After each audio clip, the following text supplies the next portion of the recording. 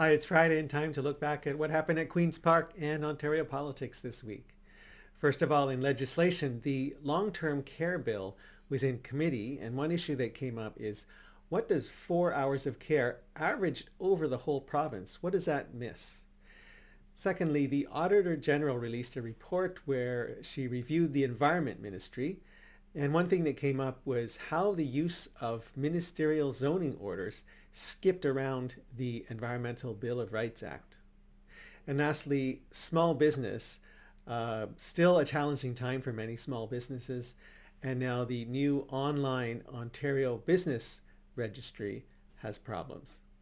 So in legislation, the Bill 37, which is a bill that, amongst other things, increases the average hours of care in long-term care homes from nurses and PSWs from 2.75 hours to 4 hours.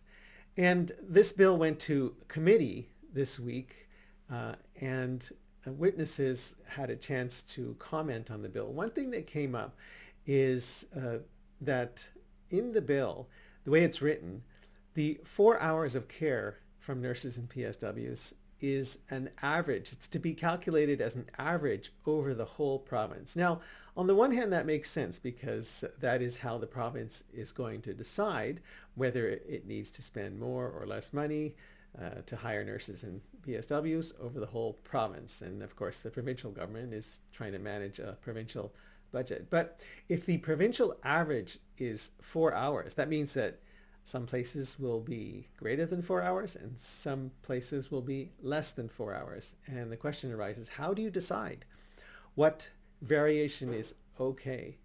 And it seems to me that we'll need some additional regulation on how to manage that. For example, looking at the average hours of care per institution, or looking at how it's divided up between nurses and PSWs. The Auditor General this week released a report in which she reviewed the Environment Ministry. The main point was that the current ministry is not being proactive about protecting the environment. And one thing that came up is that there were changes to the Planning Act made by Premier Ford's government, which allowed the use of Ministerial Zoning Orders. And that has enabled the government to get around the sometimes long process of deciding whether a building project satisfies provincial policy, the official plans of cities and zoning bylaws. And sometimes it's been used to get around environmental reviews. The thing about the Environmental Bill of Rights Act, it says that if there is something that the provincial government is going to do which affects the environment, there has to be a consultation. There's a web page, you can go and make comments by a certain deadline, and those have to be taken into account. The use of Ministerial Zoning Orders, the change in the Planning Act which allowed it, did not directly have any environmental effects, but it did allow the government to do an end run around environmental reviews. The second item which attracted my attention was that the Auditor General said that recycling in the institutional, commercial, and industrial sector, the percentage recycled is actually going down, not up, from 17% to 15%. So the lack of progress is a concern, but also there's a new system for recycling that this provincial government wants to put in place. It's called the Extended Producer Responsibility System. So waste producing companies, so if a company makes something that you buy that has waste that needs to be recycled, that these companies are supposed to take over paying for the recycling system so that municipalities won't have to pay for it. And how this is all going to work, this is the blue box at your curb. How this is all going to work is kind of mysterious at the moment. Somebody asked me and I did not know the answer. I don't think people on the ground really know. Small businesses had another challenge this week that was brought up. I've been talking to a lot of small businesses, and so many of them over and over again tell me about similar challenges. Their costs are increasing. They're having trouble with inventory. It's back ordered for several months. They're having difficulty hiring, even with higher wages, and they are not sure if they can raise their own prices to handle all of this.